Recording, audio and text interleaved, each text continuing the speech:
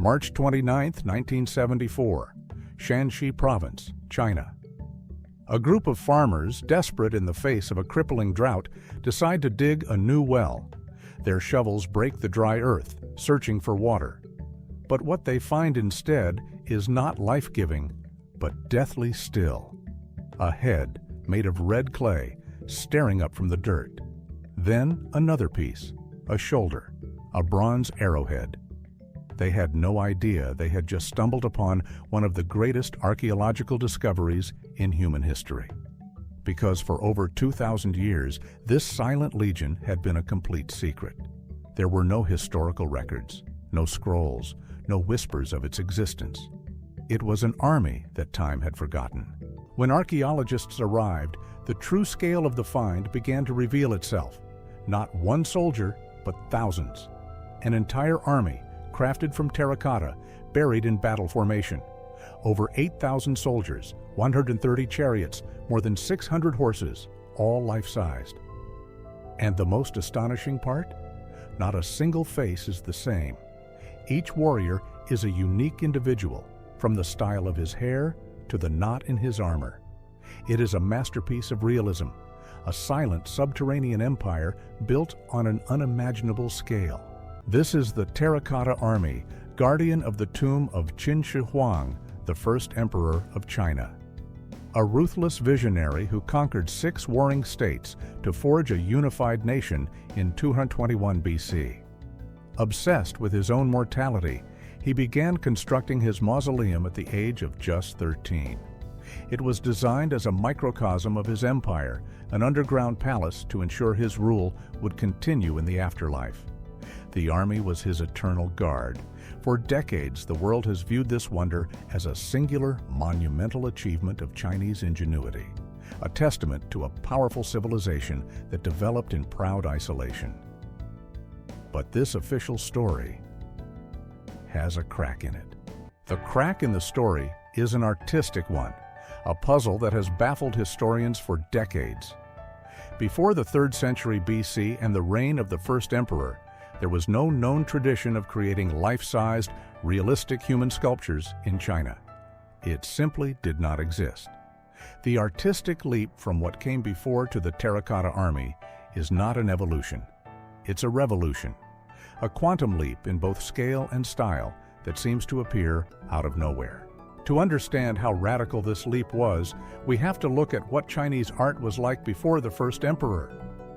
During the preceding Shang and Zhou dynasties, art was dominated by intricate bronze work and jade carvings. These were masterpieces of craftsmanship, but their focus was symbolic, not realistic. They depicted mythical animals, geometric patterns, and ritual vessels. When human figures were made, they were small, typically less than 10 inches tall, and highly stylized, almost abstract. There was a great void in the artistic record, a missing link between these small, symbolic figures and a full-sized, realistic army. So, this is the central question. The secret the history books don't tell you. How did Chinese artists, with no established tradition of lifelike sculpture, suddenly master the techniques to create 8,000 unique, life-sized human figures? Where did this unprecedented knowledge of anatomy, realism, and scale come from, fully formed, as if from the head of Zeus? The art itself is the snitch, pointing to a piece of the story that's missing. And to find it, we have to look west.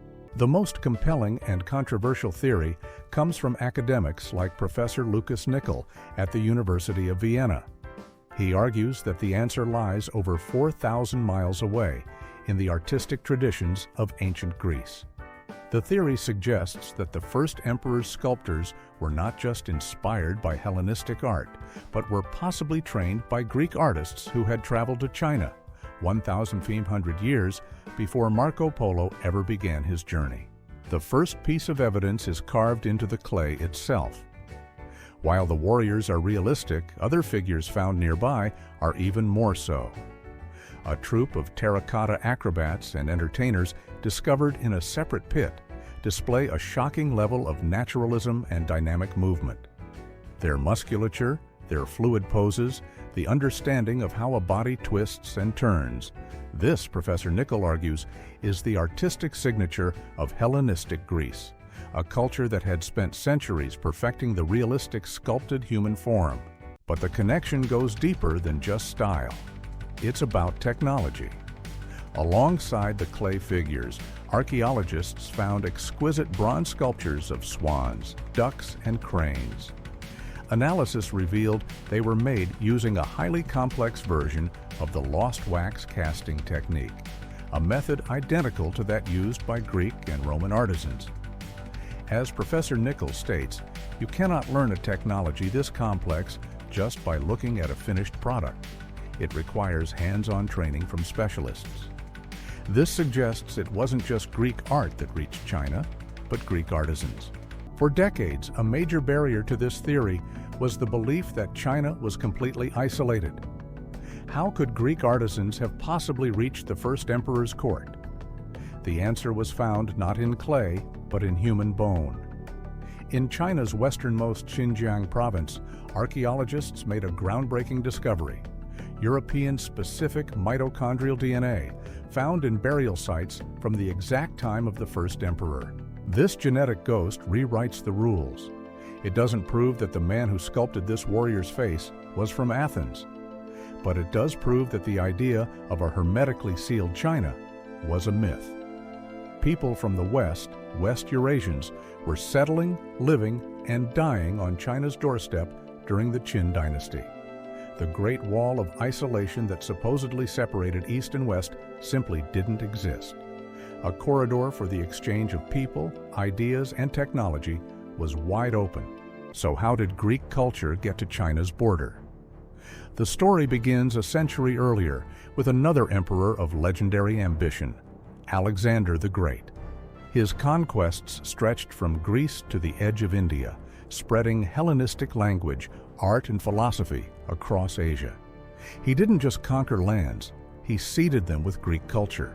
When Alexander's empire fractured after his death, his generals carved out successor states.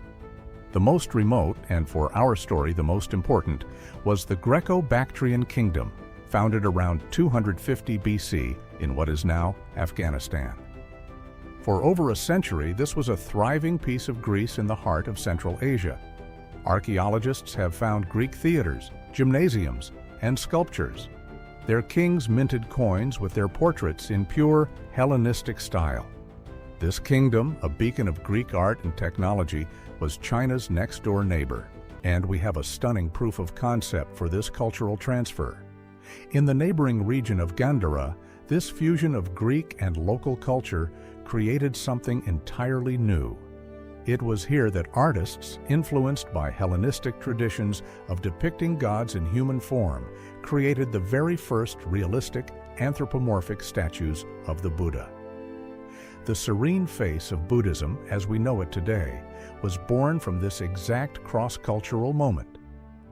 If Greek art could so profoundly transform religious iconography in Gandhara, it is entirely plausible it could have influenced imperial art in Qin China. This theory, of course, is explosive. It challenges a foundational story of Chinese history. Official responses have been dismissive. The head of the Mausoleum's museum stated there is no substantial evidence for direct contact.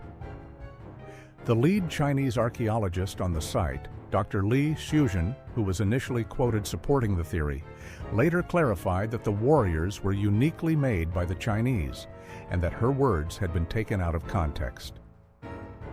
The controversy touches on a sensitive nerve, a long history of Western scholars attributing non-European achievements to outside influence. But the evidence does not point to a Western origin. It points to a global fusion. This isn't a story about diminishing a Chinese achievement. It's about making it even more remarkable.